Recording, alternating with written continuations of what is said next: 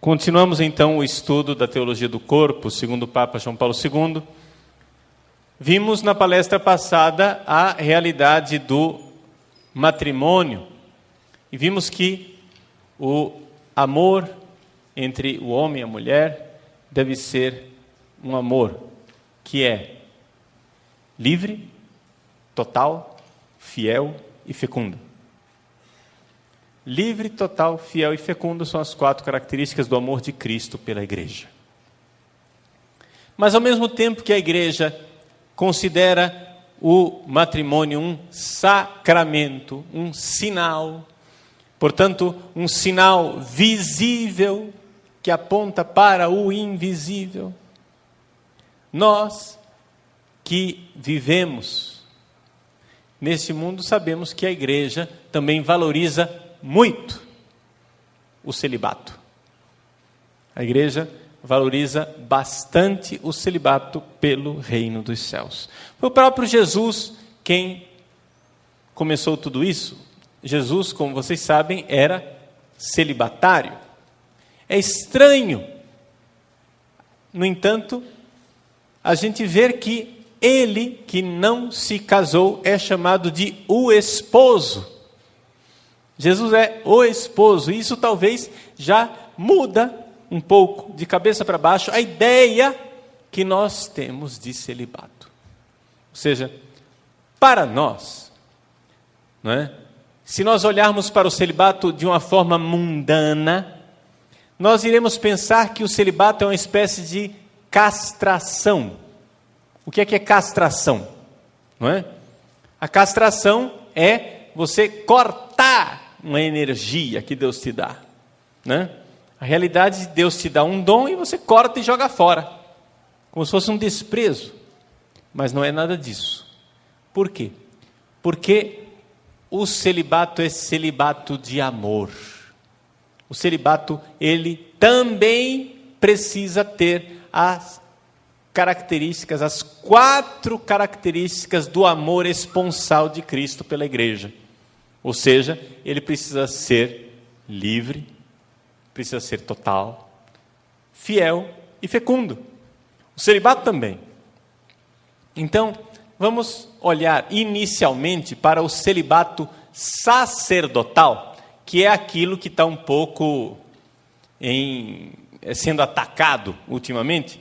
E depois nós iremos falar do celibato religioso, o celibato das pessoas que não são ordenadas padres, tá bom? Porque existem os padres que são celibatários, mas existe também a vida religiosa, ou seja, os irmãos e as irmãs que não são ordenados, mas que vivem o celibato mesmo assim, não é? Então, vamos ver primeiro a história do celibato sacerdotal. O pessoal costuma dizer, essa história de que o padre não se casa, isso daí é uma disciplina da igreja. A igreja decidiu que é assim, mas a igreja pode mudar quando quiser. Isso é verdade? É verdade em termos. Em que sentido? A igreja pode mudar? Pode. Poderia, em tese. Porque, de fato, no Oriente, ou seja, quando eu falo Oriente aqui, vocês não pensem no Japão, não. Tá? Quando eu falo Oriente, eu falo Grécia, não é? A Terra Santa, a Rússia, esses cristãos que estão nessa área do mundo, eles têm católicos, né? Os católicos dessas áreas, os padres, às vezes são homens casados que foram ordenados padres. Então existe já dentro da Igreja Católica uma minoria de homens casados que foram ordenados padres. Então isso é possível. É possível. Agora a pergunta é se isto é desejável. Por quê? Porque vamos parar e ler o Evangelho. Para quem foi que Jesus disse o seguinte? Quem deixou pai, mãe, casa, campos, mulher e filhos, por causa do reino dos céus. Para quem foi que Jesus disse isso? Não é? Foi para todo mundo? É todo mundo que tinha que deixar mulher e filho, pai, mãe, casa, campos? Todo mundo? Não. Foi para alguns. Alguns que têm essa vocação específica de deixar. Então isso já estava lá desde o início, que algumas pessoas têm essa vocação específica de deixar. E aí quando Jesus disse isso, São Pedro alegremente chegou e disse: Jesus, nós fizemos isso. E de fato nós vemos que no Evangelho é bem concreto, né? De fato, Jesus curou a sogra de Pedro, né? Geralmente quando a gente tem sogra é porque a gente casou. Não é isso? Quando a gente tem sogra é porque casou. E São Pedro tinha, então, mulher, tinha sogra.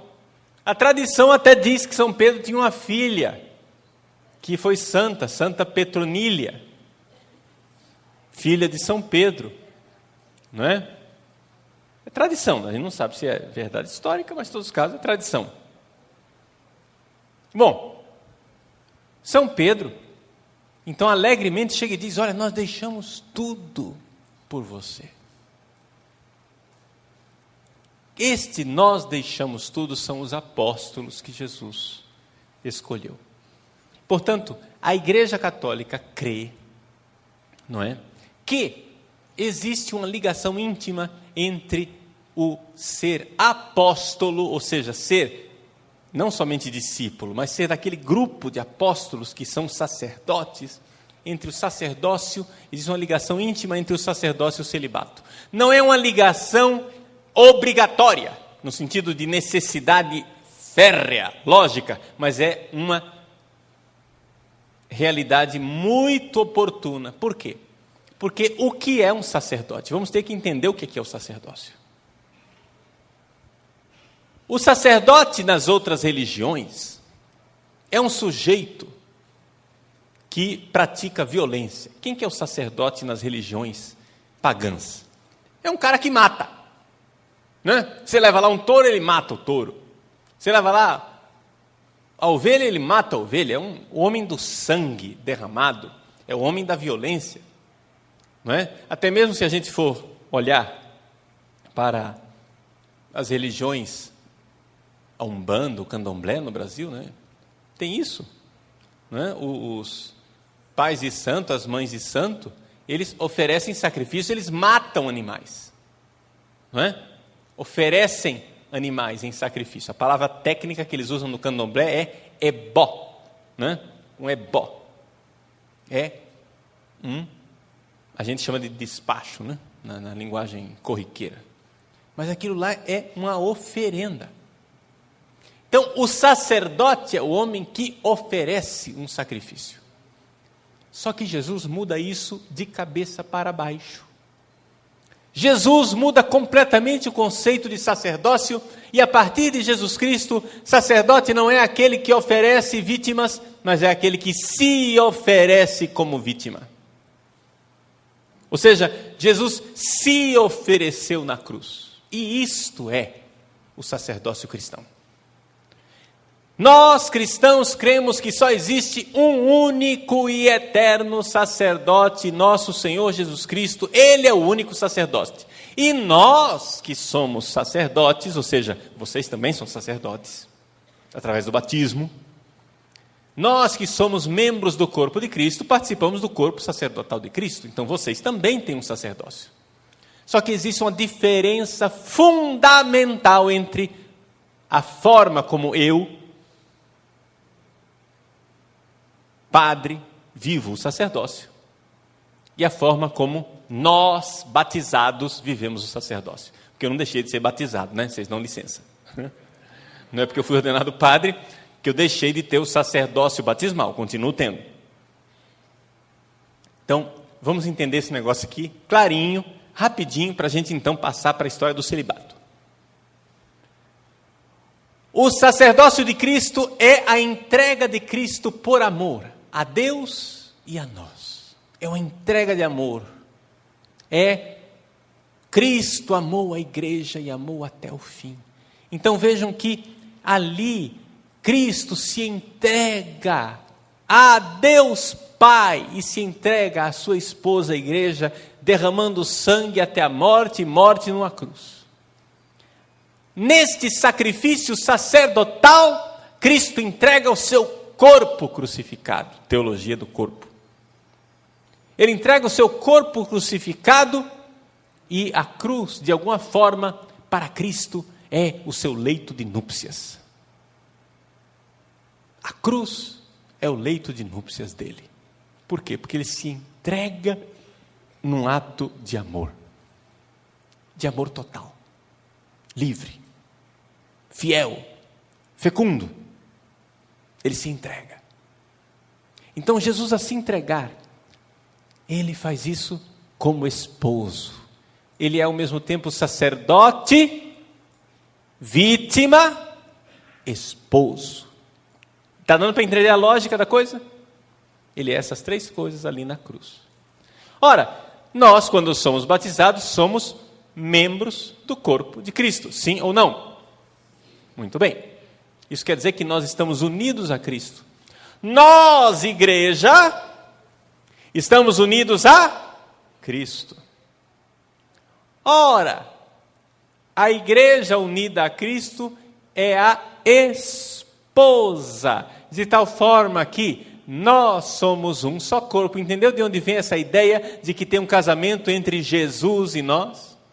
Por que a gente diz que nós somos membros do corpo de Cristo? Da mesma forma que nós podemos dizer, é uma analogia, né? Você está entendendo? Da mesma forma que nós podemos dizer que a esposa e o esposo são uma só carne, são um só corpo, uma só unidade. Então quer dizer que quando nós estamos unidos a Cristo pelo batismo, nós já estamos vivendo aqui nessa terra, de alguma forma misteriosa, o casamento, que acontecerá lá no céu, plenamente. Mas aqui já começou de forma misteriosa e sacramental, essa união. E quando nós vamos participar da Eucaristia e recebemos o corpo e sangue de nosso Senhor Jesus Cristo, ainda mais. A Eucaristia, nós vamos ver amanhã, porque amanhã é o dia que nós vamos passar refletindo sobre a Eucaristia. A Eucaristia é a celebração das núpcias do Cordeiro. Felizes os convidados para o banquete nupcial do Cordeiro. Eis o Cordeiro de Deus que tira o pecado do mundo. Isso é o Apocalipse. É o casamento. É a união. Como, me desculpem se alguém fica escandalizado com isso, mas é isso. Como no ato nupcial, no ato sexual, o marido e a mulher se tornam uma só carne. No ato de comungar, nós nos tornamos um só corpo com Cristo. Vivemos já aqui, na penumbra, aquele casamento, aquela união perfeita que nós viveremos lá no céu. E assim como no casamento, o marido tem que se entregar totalmente à esposa, e a esposa tem que se entregar totalmente ao marido, também na nossa comunhão, na nossa entrega a Cristo, é uma entrega total e mútua, e portanto um sacrifício total mútuo, portanto um sacerdócio, uma realidade de entrega mútua, sacerdote e vítima.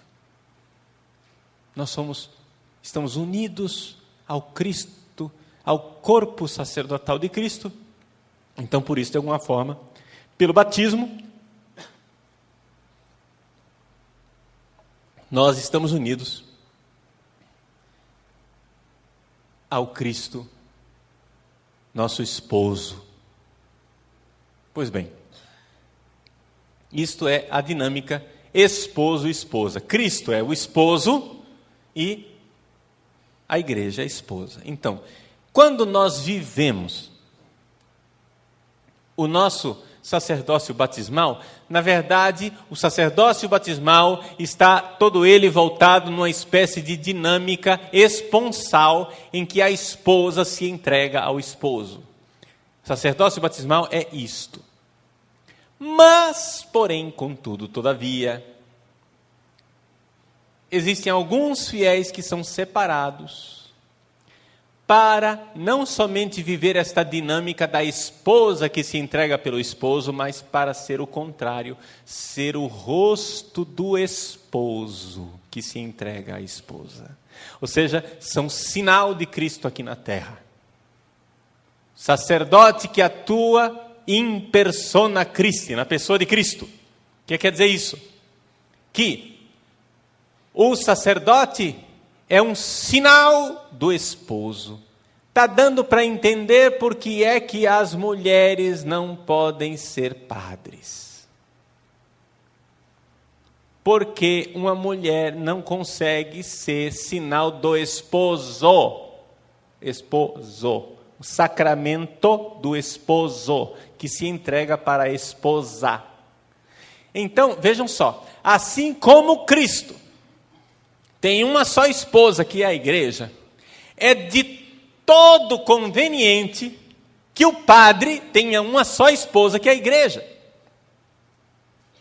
Então aí você entende por que é que o celibato não é um negócio que, se não for celibatário não é padre, mas que é profundamente em sintonia com o ser do sacerdote. Qual é o ser do sacerdote? O sacerdote, ele é um sinal, ele é um sacramento. Vejam só, quando você celebra o batismo, quem é o sinal? O sinal é a água que é derramada. É sinal do Espírito Santo que é derramado na pessoa. Quando você celebra a crisma, qual é o sinal? O sinal é o óleo e a imposição da mão, né? São os sinais do Espírito Santo que unge, né? O sacramento do Santo Crisma. Quando você celebra a Eucaristia, qual é o sinal? Pão e o vinho. Quando você celebra o matrimônio, qual é o sinal? O esposo e a esposa, a união, o ato sexual dos dois, a união de amor dos dois é o sinal de amor de Cristo pela igreja. E quando você celebra a ordenação, quem é o sinal? O rapaz que está lá esborrachado no chão, na hora da ladainha, ele é o sinal.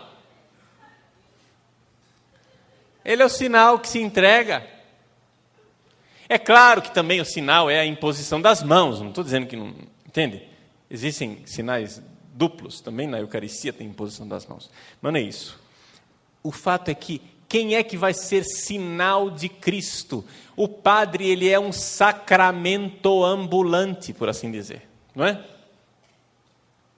Assim como o pão e o vinho são a presença de Cristo, presença substancial, real de Cristo, o padre também é, de alguma forma, menos intensa, mas é, de alguma forma, sinal de Cristo. É por isso que na missa, os coroinhas, os ministros, quando passam na frente do padre, fazem reverência. Por quê? Por que é que você se inclina diante daquele comedor de feijão?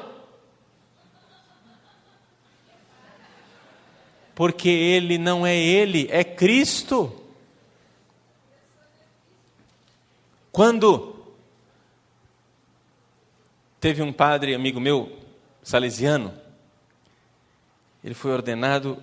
Teve um servo de Deus, Dom Quadrio, que no dia da ordenação dele escreveu uma carta para o grupo que foi ordenado e disse assim: meus caríssimos, eu me aproximo de vocês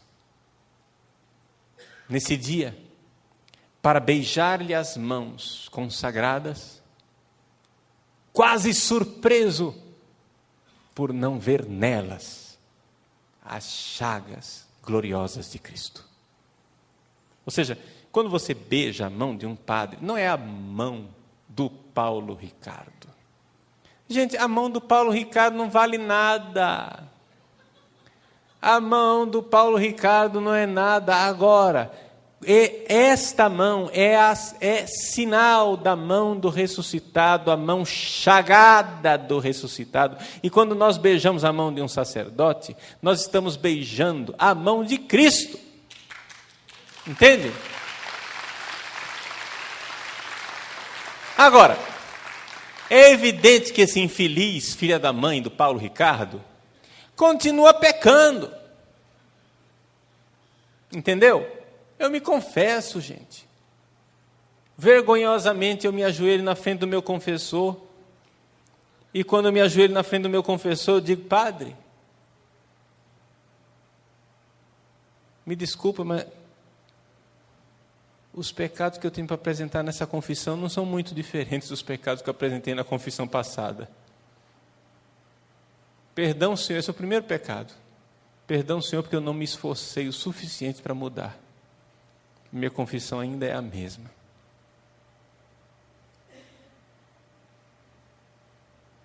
Eu sou um pecador.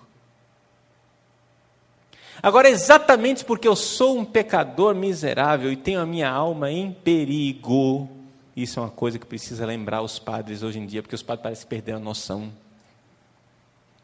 Padre perdeu a noção de que padre pode ir para o inferno. Entendeu?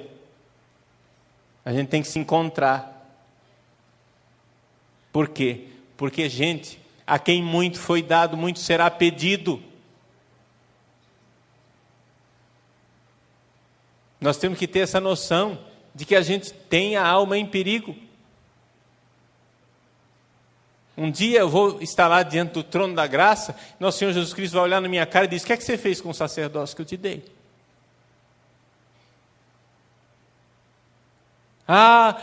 Eu tive medo de falar a verdade, porque senão o pessoal ia me chamar de feio. Meu sacerdócio não é seu. Você não foi feito padre para isso, você foi feito padre para falar aquilo que eu falei. E se eu falei e fui crucificado, você tem que falar também, e está disposto a ser crucificado pelo que você fala.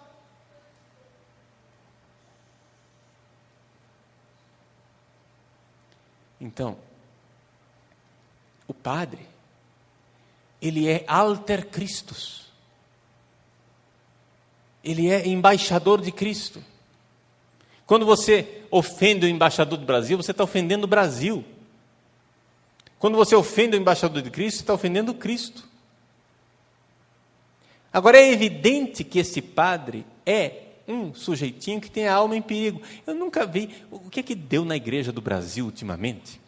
Que as pessoas parecem que perderam a noção de que padre peca, padre tem a alma em perigo, que padre pode ir para o inferno. Eu não sei o que aconteceu, não. E isso acontece, e bispo também, tá? Não é só padre que vai para o inferno, não. Bispo pode também ir. Entende? As pessoas perderam essa noção. Quando é que nós deixamos de ser católicos? O que aconteceu com esse país? As pessoas ficam escandalizadas.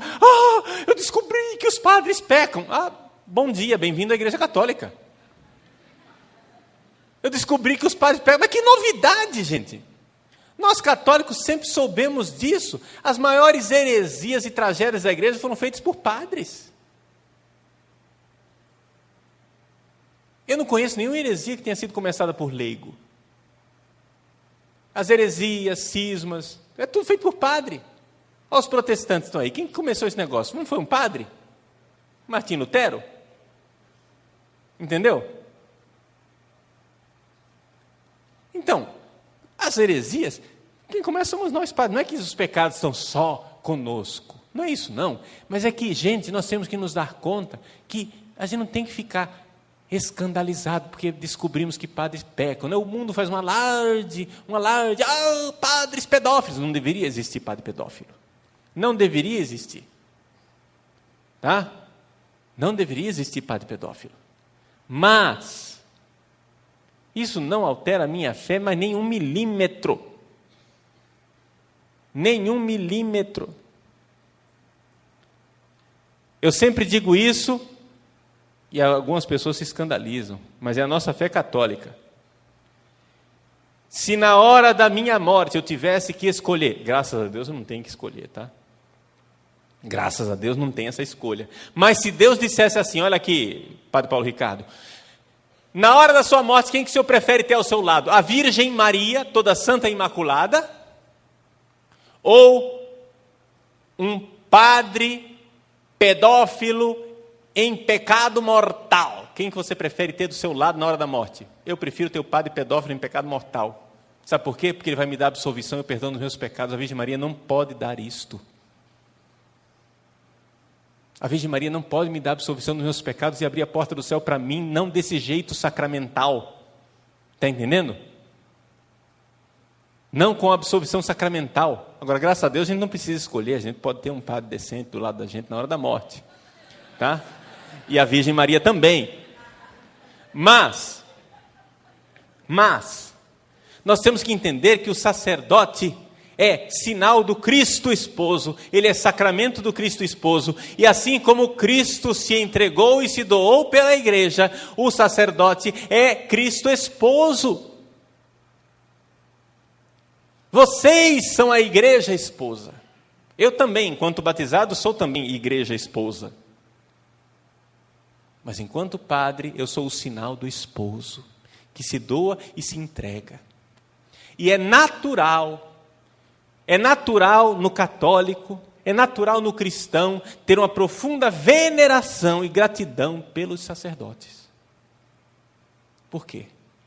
Porque o católico vê na entrega daquele homem a entrega de Cristo. E é por isso que o celibato de amor é extremamente conveniente para o sacerdote. E sinceramente eu peço a Deus nosso Senhor Jesus Cristo que nos poupe da desgraça de um dia começar com essa bobagem de homem casado ser ordenado padre. Nos poupe dessa desgraça, que eu não quero ver esse dia. Porque seria uma perda irreparável, uma coisa tremenda, gente. Por quê? Eu dizia hoje de manhã, no Sorrindo para a Vida, estive lá presente no programa, que um dia eu fui convidado para um debate com um pastor protestante. Eu era padre jovem, naquela época eu era pároco de uma paróquia no Pantanal, Barão Melgaço, e essa paróquia eu tinha um carro super, hiper, trans, ultra, mega, power, que era um Gol quadrado. Sem ar-condicionado. A gente ia para a paróquia, né, no meio da lama. Quando chovia, entrava água pelo assoalho. Quando estava seco, a poeira era imensa, e aí passava carro, a gente fecha a janela, fecha. Aí, dentro daquele calor, aí passava a poeira, abre, pronto. Eu encostei o meu Gol quadrado na emissora de rádio, e do meu lado encosta o pastor o seu Honda Civic.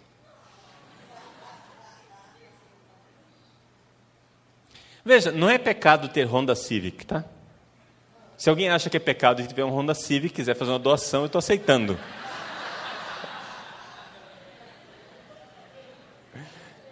Aí eu vendo e uso o dinheiro no meu site.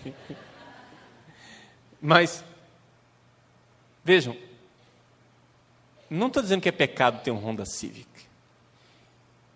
Mas vamos imaginar, vamos fazer um exercício de imaginação. Eu não conheço a vida daquele pastor e não estou preocupado com isso. Eu não estou falando mal dos protestantes aqui. O que interessa é só você entender o que é o sacerdócio católico.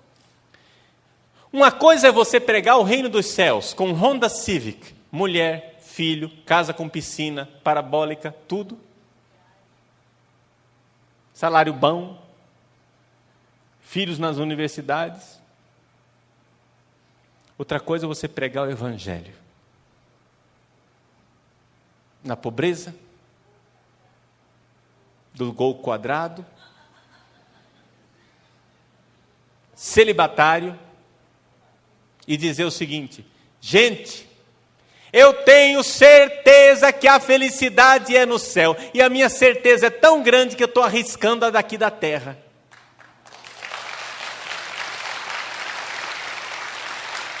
Está entendendo?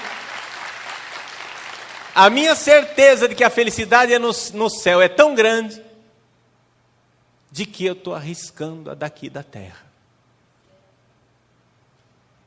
A única vida que eu tenho, eu estou entregando e doando. Para quê? Para que você veja a entrega de Cristo pela sua igreja. O sacerdote que se entrega pela igreja. O sacerdócio, o celibato sacerdotal é um ato de amor para com Deus e para com a igreja. E, portanto, um ato de amor para com você. Nós deveríamos ser profundamente gratos no nosso coração pelo celibato dos sacerdotes. Profundamente grato. De agradecer a Deus todos os dias. De saber, gente, esse negócio de ser padre e de ser celibatário, não se preocupe não, tem solidão. Lembra da solidão originária? Não pense que a gente, porque é celibatário, porque ele tem vocação do celibato, ele não sente solidão. Meu irmão, até quem é casado sente solidão. Todo mundo sente solidão. A solidão só vai ser saciada lá no céu com Deus. Mas quando termina a missa de domingo, a última missa de domingo, e você vê aquelas famílias indo para casa, marido, mulher e filhos, felizes e contentes, e você vai para a sua casa paroquial, encontrar comida fria na geladeira, para esquentar no micro-ondas, quando tem micro-ondas, e deitar sozinho na sua cama. Se você quiser disfarçar um pouquinho a solidão, você assiste Fantástico.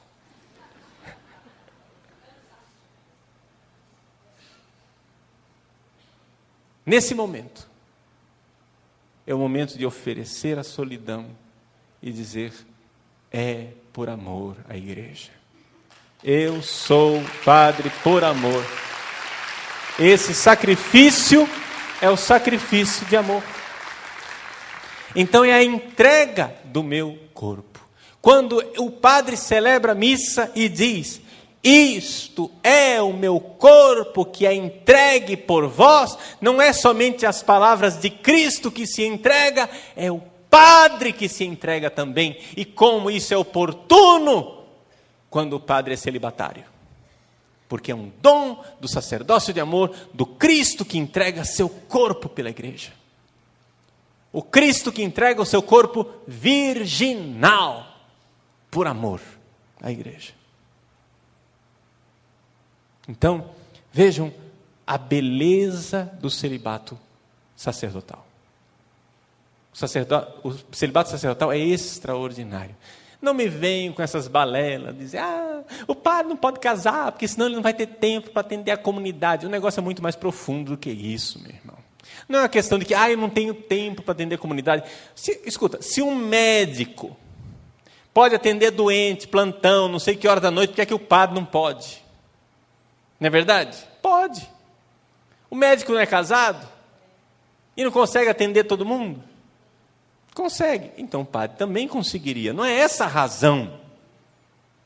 A razão é espiritual, é muito mais profunda do que isso. É uma entrega espiritual. É uma realidade que se você tem fé, você entende. Se você não tem fé, não entende. Então é por isso que o mundo jamais entenderá o celibato sacerdotal. O mundo jamais irá compreender o celibato sacerdotal. Está entendendo? Porque o padre é o esposo que se entrega à esposa, o padre é o pai espiritual. Agora, além do celibato sacerdotal, existem algumas pessoas que são chamadas a viver o celibato na vida religiosa. Ou seja, pessoas que são chamadas a viver o celibato sem serem ordenados ou ordenadas sacerdotes. São as irmãs e os irmãos. Já o celibato de quem vive a vida religiosa deve ser visto de um outro prisma, que é o quê? O prisma da esposa que se entrega ao esposo. Está entendendo? Por quê?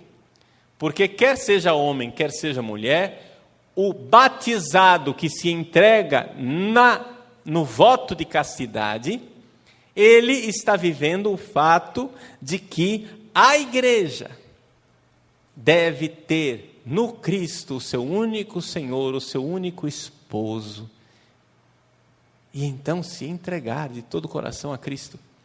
Por isso que o celibato religioso, que a gente geralmente não chama de celibato religioso, a linguagem técnica é voto de castidade, né? O voto de castidade das religiosas e dos religiosos que não são padres tem o sentido específico de uma vida que luta e que combate a idolatria. É um combate constante à idolatria. O que quer dizer isso? Vamos pegar os 3 votos para você entender rapidinho. Os 3 votos: pobreza, obediência e castidade, não é isso? Nós podemos fazer das coisas ídolos. Quando eu vivo para o dinheiro e eu faço do dinheiro o meu Deus, a esse tipo de idolatria eu combato com a pobreza. Eu posso fazer das pessoas ídolos, onde eu vou e vivo por uma pessoa, colocando aquela pessoa no lugar de Deus. Aquela pessoa é meu tudo no lugar de Deus. É uma paixão desesperada e aquela pessoa se transforma num ídolo. Eu combato esse tipo de idolatria com a castidade. E eu posso me colocar no lugar de Deus. As minhas vontades, meus caprichos, meus sonhos, meus projetos. Eu posso estar eu no lugar de Deus. E isso eu combato com a obediência. Não fazendo minhas vontades. Então, o estilo de vida religioso é um estilo de vida de combate contínuo à idolatria, que está sempre aí, na espreita. A idolatria, gente, ninguém pense, eu estou de pé, nunca irei cair. Não. A idolatria é uma tentação diária e várias vezes por dia. Várias vezes por dia nós somos tentados a idolatrar coisas, pessoas e nossas vontades. Por isso, pobreza, obediência e castidade, na verdade, é uma coisa para todos os cristãos. Só que acontece que existem pessoas que querem viver isso como um sinal luminoso. A vida religiosa é um dom profético. O religioso, a religiosa, é um profeta, é uma profetisa, porque ele transformou a vida dele, a vida dela em profecia. O que é que os profetas do Antigo Testamento mais combateram? A idolatria. A infidelidade do povo. A infidelidade do povo de Deus. E os profetas de hoje, religiosos e religiosas, o que combatem? Combatem a idolatria. E com a sua vida, eles pregam e dizem a todos nós, todos na igreja, que nós devemos viver uma vida de combate contínuo à idolatria. Não colocar pessoas no lugar de Deus. Uma religiosa, um religioso que tem o voto de castidade, lembra a você, esposa, lembra a você, marido, que sua esposa não é Deus e que seu marido não é Deus. E que você não pode amar o seu marido mais do que Deus, você não pode amar a sua esposa mais do que Deus. Não pode. E que só existe um jeito de amar verdadeiramente seu marido e sua esposa. É se você amá-lo, amá-la em Deus. Em Deus. Quando Deus escolhe a pessoa com quem você vai se casar, porque vamos dizer bem sincero, quem escolhe é Ele e não você. Você, na verdade, está aceitando de Deus o presente, o dom, de uma pessoa que Deus colocou ao seu lado para ser o seu companheiro e a sua companheira que vai ajudar você a chegar no céu. Às vezes, esta ajuda é assim. Você tropeça, aí tua esposa vai lá e segura você e ajuda. Às vezes é assim. Às vezes é uma ajuda contra nós.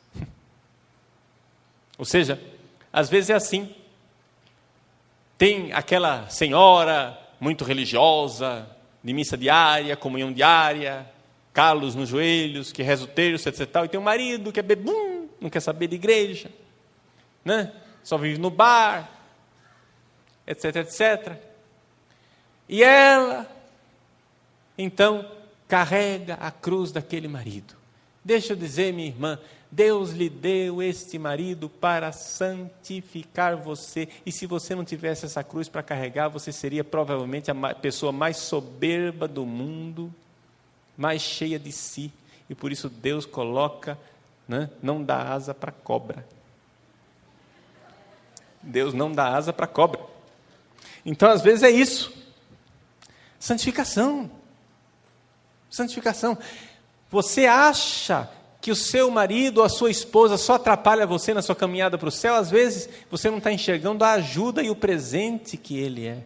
Às vezes o seu marido, vamos continuar nesse caso do bebum ainda, né? Às vezes seu marido vai ser salvo pelo 8º sacramento, que é o sacramento que mais salva a gente no mundo, o sacramento da santa ignorância. Entendeu? Por quê? Porque talvez ele não tenha recebido formação religiosa, ou se recebeu, ele tem feridas, entendeu? Incompreensões e coisas, e vai ser salvo. E vai ser salvo, porque Deus vai julgar o coração dele. Deus vai ver a história dele. Quem somos nós para julgar? Quem te constituiu juiz? Agora, você que conhece, a quem muito foi dado, muito será exigido. Você que conhece o caminho, você que precisa baixar a crista, porque você se acha melhor do que os outros, porque você julga, entendeu? É assim. Não pensem que eu estou fazendo esse discurso aqui para vocês, dizendo, pimenta nos olhos dos outros é refresco, né? Não, lembrem que eu tenho uma família. Minha família mora em United States of Cuiabá.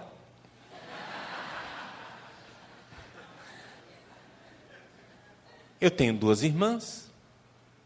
E minhas irmãs, que eu amo de coração, são divorciadas e recasadas. Eu não sou um marciano de outro planeta.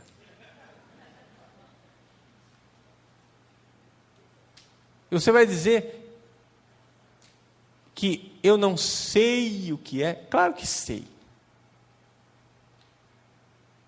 Minha família é uma família como a de vocês. Minha família tem de tudo. Minha família tem evangélico, tem espírita, tem gente casada, solteira, tico-tico no fubá, tem tudo, né? Na minha família tem heterossexual, tem homossexual. Na minha família tem gente que mexeu com droga, tem gente que nunca mexeu com droga, tem gente certinha, tem gente erradinha. Como a sua família. Igual. Não é porque é a família do Padre Paulo e de repente deve ser uma família de anjos, né? Não. Deus chama os sacerdotes das famílias que nós temos, e as nossas famílias que nós temos são essas. Muito bem. Agora, vejam só, nós precisamos entender que a família que Deus nos deu é nosso caminho de santificação, e que é exatamente no nosso sacrifício, na nossa entrega, quando nós nos entregamos como sacrifício de amor, que este nosso sacrifício vai ser caminho de salvação para eles também. Eu tenho certeza absoluta que o seu sofrimento, o seu carregar a cruz, a sua oração, aquilo que você faz não é sem valor, e que no momento do juízo particular, em que aquela pessoa estiver diante de Deus para responder o seu sim, ali sim haverá o valor de tudo aquilo que você viveu, fez e ofereceu. Se o bom ladrão foi salvo, então existe esperança também para nós. Se Maria Madalena, prostituída, foi salva, existe esperança para nós. Agora, a igreja é essa esposa que se entrega, e esses irmãozinhos e irmãzinhas, que são religiosos e religiosas, ensinam para nós esse jeito de nós nos entregarmos. Então, quando você, mãe de família, pai de família, filho, filha, você casado, noivo, solteiro, namorado, você que, seja qual for o seu estado de vida, quando você olha para essas pessoas da vida religiosa, você deve enxergar nessas pessoas uma profecia e deve perguntar: a quem você está idolatrando? Você está idolatrando você mesmo? Se achando o máximo? Você está idolatrando o seu marido? Idolatrando o seu filho? Idolatrando o seu dinheiro? Porque eles vivem a profecia de uma vida que combate a idolatria o tempo todo.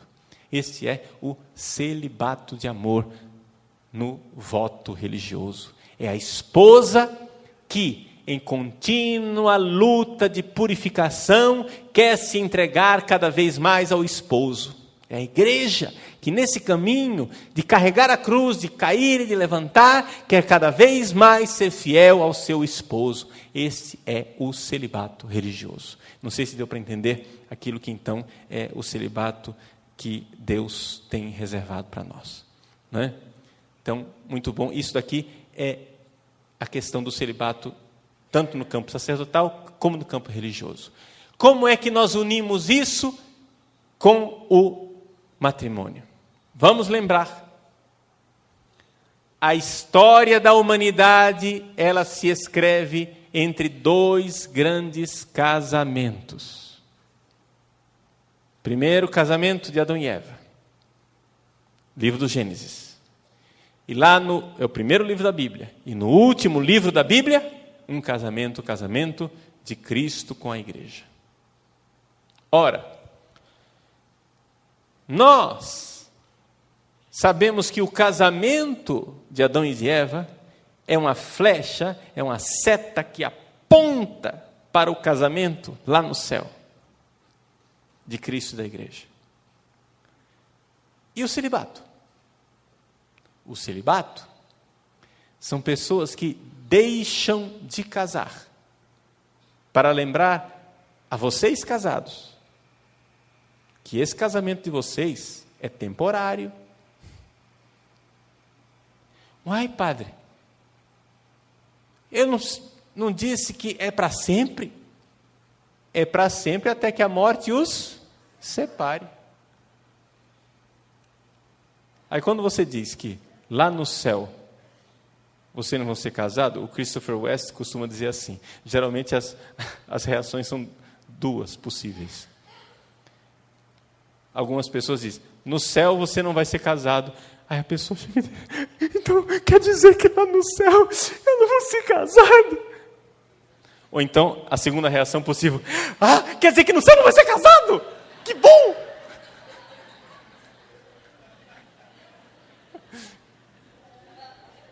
São duas reações possíveis. Mas, no céu, você amará a sua esposa e o seu esposo de uma forma muito mais profunda do que o casamento. No céu nós estaremos unidos de uma forma muito mais profunda do que o casamento atual. Porque nós estaremos totalmente unidos em Deus, e isso é uma comunhão muito maior. Então é por isso que o casamento daqui da terra é uma realidade transitória, é uma imagem de algo muito mais profundo que acontecerá. Está entendendo? Então nós vamos estar unidos lá no céu de uma forma muito mais profunda do que o casamento. Por isso é que a gente diz que não tem casamento. Agora, é importante então lembrar que este seu casamento é uma realidade passageira. E quem vive o celibato vive esta profecia de lembrar. Lembra que aqui não é tua morada. Lembra que aqui você não tem onde reclinar a cabeça. Lembra que nós somos peregrinos nesse mundo. Não é? Os celibatários são pessoas que entregaram sua vida a Deus para fazer esta profecia, essa realidade de lembrar continuamente que nós não podemos ficar agora querendo, esperando, desejando, insistindo numa felicidade aqui nesse mundo, porque essa felicidade aqui nesse mundo não vai acontecer, meu irmão.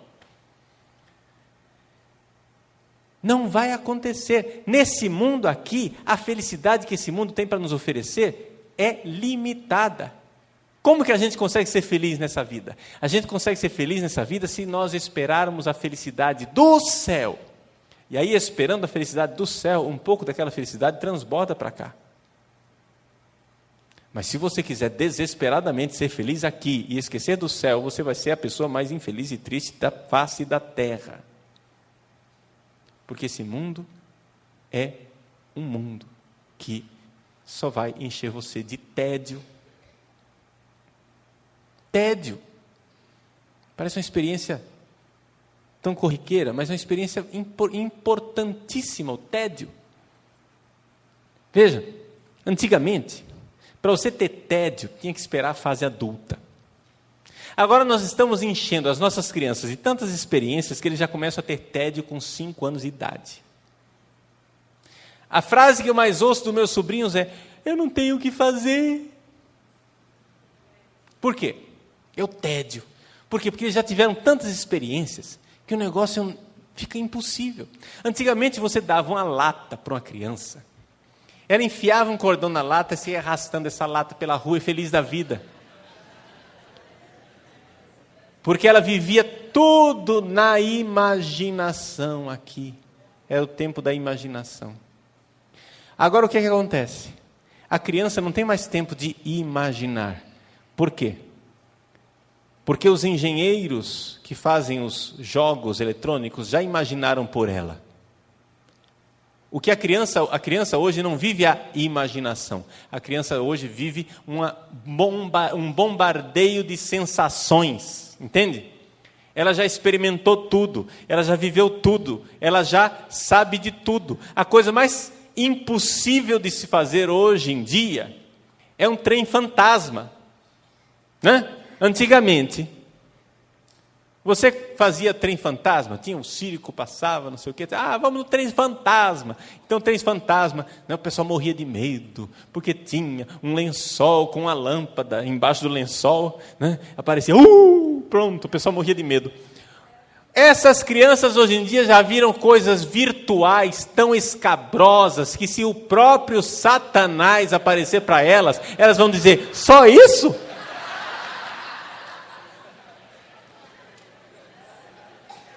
Mas está muito pouco. Então essas crianças já foram bombardeadas com tantas experiências que elas vivem desde cedo uma coisa chamada tédio. O que é o tédio? Essa experiência, gente, o tédio é uma coisa importante. O tédio é a experiência de que as coisas deste mundo não nos preenchem. O tédio é a realidade de que não adianta, não vai preencher. Isto é importante. Se você enxergar no tédio algo que te mostra para o que é que você é chamado, o céu. Mas se você não enxergar isso, você vai deprimir. Por isso que hoje em dia tem criança com 10 anos de idade deprimida, indo para o psiquiatra. Por quê? Porque já viveu tanta coisa e quer saciar a sua felicidade nos sentidos físicos, né? Só que a felicidade não é uma coisa do corpo, a felicidade é uma coisa da alma, que eu alcanço se o meu corpo for uma doação, uma entrega, um sacrifício. E é isso que o celibato quer nos lembrar. A felicidade pode ser alcançada quando eu me entrego. Quem quiser se salvar vai se perder, mas quem se perder por amor a mim, vai se salvar. Essa é a lição que o celibato tem para nos dar. Esse tédium vitae que todos nós temos, o tédio da vida, é algo muito importante. E quando nós, homens e mulheres de Deus, nos entregamos, paramos de esperar dessa vida aquilo que ela não pode nos dar. E então, podemos caminhar para o céu. Nós, celibatários, olhamos para vocês casados e dizemos: meu Deus, como vai ser bonito quando eu finalmente me unir a Cristo. E vocês, casados, olham para nós e dizem: meu Deus, é verdade. Nada aqui nessa terra preenche. Vai ser lá no céu que a minha solidão vai ser apaziguada, quando então eu der o beijo nupcial de união com meu Senhor. Então, felizes, felizes os convidados para o casamento do Cordeiro. Amém.